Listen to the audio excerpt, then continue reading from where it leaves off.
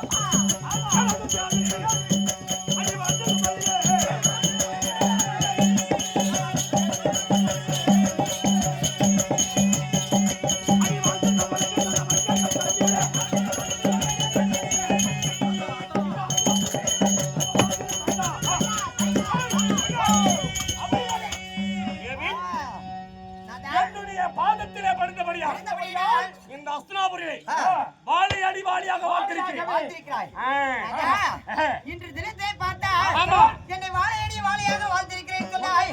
நான் மிகவும் சந்தோஷமானேன். அப்படி இருந்தாலும் ஒரு வார்த்தை கேட்கலாமா?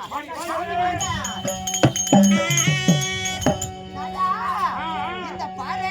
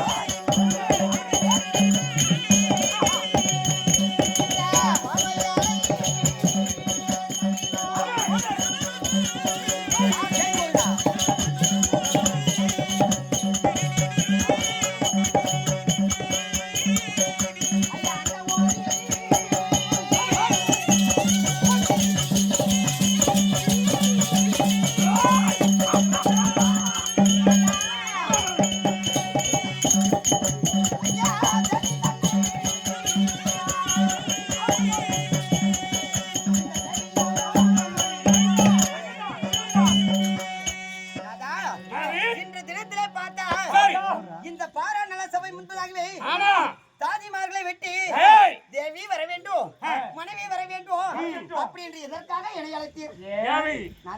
உன்னை எதற்கு அழைத்திருக்கிற தெரியுமா?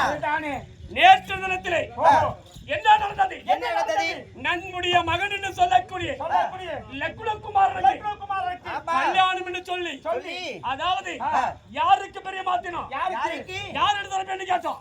வைகுந்தத்திலே பீடமாக இருக்காரே கண்ணாபிராமுடைய மகன் சொல்லக்கூடிய அச்சலா என்ற சுந்தரியே நம்ம மனமுடிக்க சுந்தரியே நாம் வந்து எவ்வளவு 7 லட்சம் ஒட்டக்கத்து நீதில பொன்பொருளை ஏற்றி கொண்டு தாவணம் மாத்திரம் இல்ல அந்த தேவடியா பையன் நம்மளை ஏமாத்துகிறான். அந்த பள்ளிக்கு பலி வாங்க வேண்டும். ஆமா, அதனாலே இதுக்கு தக்க யோசனை செய்ய வேண்டும். ஆலோசனை செய்யணும். அந்த தேவடியா பிள்ளைகள் எப்படி நம்மள மோசடி நடத்துனாங்க, நம்மள எப்படி அவமானம் செய்யலாம், தேர்களை பந்த காலில கட்டி நம் கண் முன்பாகவே அந்த அபிமானனுக்கு கல்யாணம் பண்ணா இல்லையா? அது எப்படியாக பழி வாங்க வேண்டும், அதுக்கு யோசனை என்னுடைய மாமா உங்களுடைய சித்தப்பா சொல்லக்கூடிய சகுனி மாமனை அழைத்து ஆலோசனை கேட்கணும்.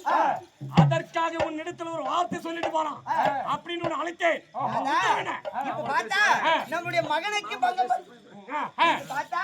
நமக்கெல்லாம் பங்கப்பட்டு விட்டது. தினத்திலே இன்று பார்த்தால் அந்த 5 ராஜாக்களை பழி வாங்கவே வேண்டும். அப்படின்னு சொல்லி நம்ம என்னுடைய சித்தாப்பான்னு சொல்லக்கூடிய சித்தாப்பாவை சகுனி மாமனை அழைத்து அழைத்து ஆலோசனை செய்ய வேண்டும். ஆலோசனை கேட்கணும். ஆலோசனை தானே செய்ய போறீங்க. நீங்க என்ன சண்டைக்கா போறேன்றீங்க? நம்மள எப்படி பழி வாங்கினாங்களோ அதே போல எனக்கு தேவடியா எப்படியான பழி வாங்கணும். அதற்காக அதுக்கு என்ன ஆலோசனை, அதனால என்ன ஆலோசனை செய்து விட்டு வருகிறீங்க அப்படின்றீங்க. நீங்க சென்று என் சித்தப்பா இடத்துல ஆலோசனை செய்து விட்டு வாருங்கள். உனக்காகவே இந்த தேவி அரண்மனையிலே நான் காத்திருக்கிறேன்.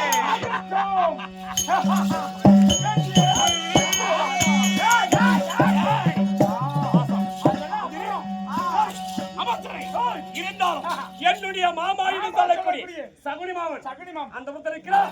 மறைமகன்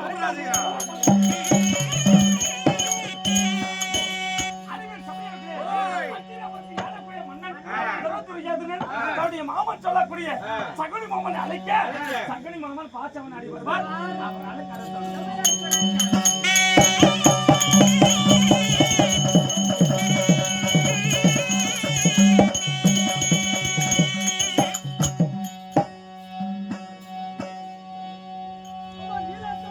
Thank you.